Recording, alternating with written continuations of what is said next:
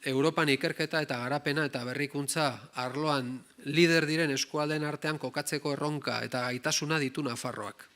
Horretarako, unibertsitate, zentro teknologiko ezagunak, talentua, pertsona ekintzaileak eta enpresa berritzaileekin kontatzen dugu.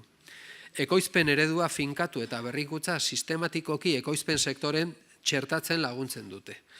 Aldeko baldintza horiek izanik ere, Nafarroak ez du orain arte lege esparrurik izan modu integralean sustatzeko. Nafarroan zientzia, teknologia, ikerketa eta berrikuntza. Foru lege honek behar horri erantzuten dio eta abiapuntu du Nafarroako gizarteak eta ekoizpen sektoreak zientziarekin, teknologiarekin eta berrikuntzarekin duen konpromisua. Laburbilduz, gure konpromesua indartzeko egingo dugu berrikuntza lege honek, lege berria bai, berrikuntzaren alde. Honela, innovazioarekiko konpromesua hor egongo da hemendik aurrera, eta zenbakiekin gainera. Zenbakiekin eta goraka. Ditugun agenteak ordenatuko ditu, bikaintasuna bultzatuko du, elkarlana, transferentzia eta bereziki, azpimarratu den bezala, finanziazio egonkortasuna ere bai.